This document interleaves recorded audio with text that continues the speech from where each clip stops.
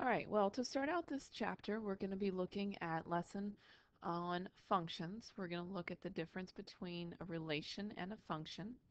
We're going to talk about what the domain and the range is of functions. And we're going to look at evaluating a function using function notation.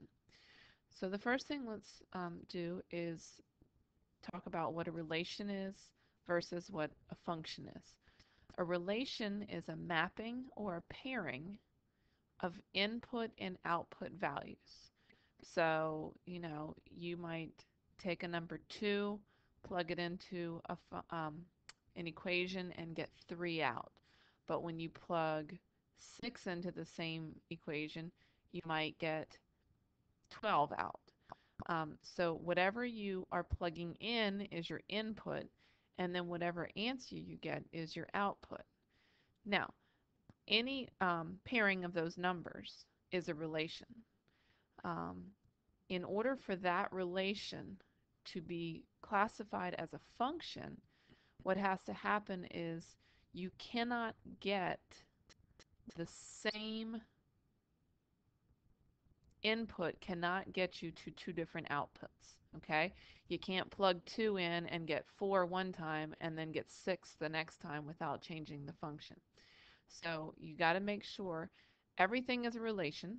Every pairing of numbers is a relation with input and output. But in order for that relation to be classified as a function, you got to make sure that when you plug a number in, there's only one possible answer you can get out of it. That's what you can call a function. So let's look at what that might look like. You need to think about domain and range. So domain is all the numbers that you plug into the relation. It's the input. And then the range are all the numbers that you're going to get out of the relation. So, whatever you pick to plug into it, those are your domain values. And then whatever answer you get from that, those are going to be your range values. So how is it a relation can become a function? Well, we talked about the idea of those input and output values.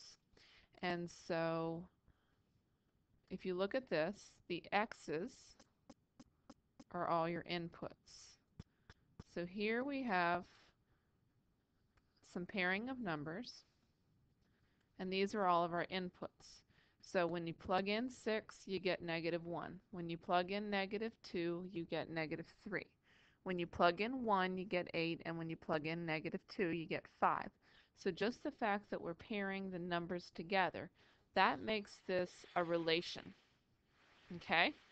So when you plug in -2, you get 3. When you plug in 1, you get 2. When you plug in 3, you get -1. When you plug in -4, you get -3. So these are both examples of relations. However, only one of them is an example of a function. This first one cannot be a function because this -2 gives you the answer -3, and it's going to give you the answer 5. So because this guy has two different outputs for the same input, he is not a function. But if you look at this one, the -2 goes to the 3, the 1 goes to 2, the 3 goes to the -1, the 4 goes to the -3. None of the inputs give you different outputs. So this guy would be a function. Okay, this one is a function. This one's not a function because of this little glitch right here.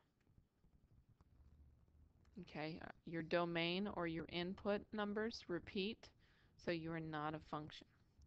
All right, let's look at it from a mapping point of view. Here, your input is 2 and your output is 9. So 2 takes you to 9. Your input is 3, your output is 6. Your input is 7, your output is 8. But look at that. You also have an input of 7 with an output of 11. And you have an input of 8 with an output of 10. Okay, so this is definitely a relation. You've got just your set of numbers there. But right here, the 7 goes to the 8 and it goes to 11. So this guy cannot be a function because you can't have two different outputs for the same input. So he would not be a function. He'd still be a relation, but he would not be a function. All right, if we come over here, the 2 goes to the 9. The 3 goes to the 6. The 7 goes to the 6. It's okay to go to the same number. And the 8 goes to the 10. So we don't care that these guys are both 6. Every input only has one output. The 2 only goes to the 9. The 3 only goes to the 6. The 7 only goes to the 6. And the 8 only goes to the 10. So this guy, he would be a function. Okay. So if we weren't looking at a list of points and you were looking, for example, at a graph, the way you determine if a relation is a function is through the vertical line test. And a vertical line is a line that goes straight up and down.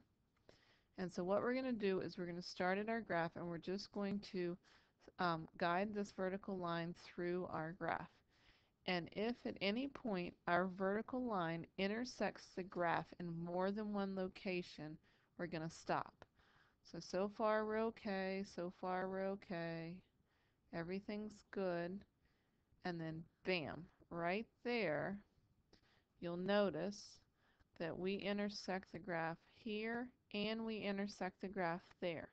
So at that exact moment, this relation that represents this graph right here, this guy would never be a function.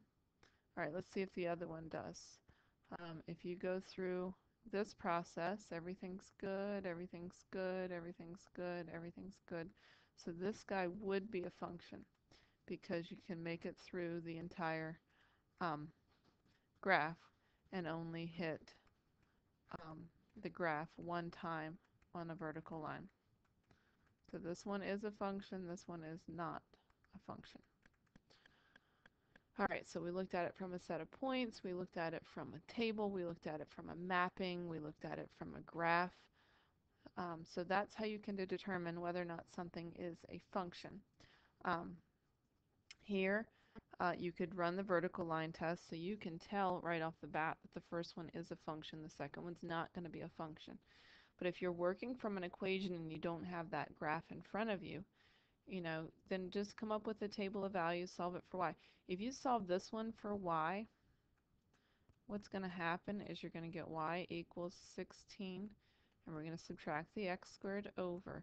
And in your efforts to solve for y, you have to square root, and we'll go through this process. But whenever you take the square root of a number, you have to put plus or minus there. And so what we're saying here is that for any x value that you plug in, you're going to get one positive answer of it and you're going to get one negative answer of it. And that's what's going to result in the positive and the negative, which is going to fail the vertical line test. So, you can work with equations as well. All right, if you're evaluating a function, we use function notation. It says f of x equals, and it'll give you some rule. The x value that you use right here, this is your input, and then whatever you get when you plug this into the rule is what your output is. So for example, if my function was f of x equals 3x squared minus 2x plus 1, then what I would do is, I have this chart over here. It tells me my input is negative 2. So I would take the negative 2, I would plug it in for x everywhere the formula has an x in it.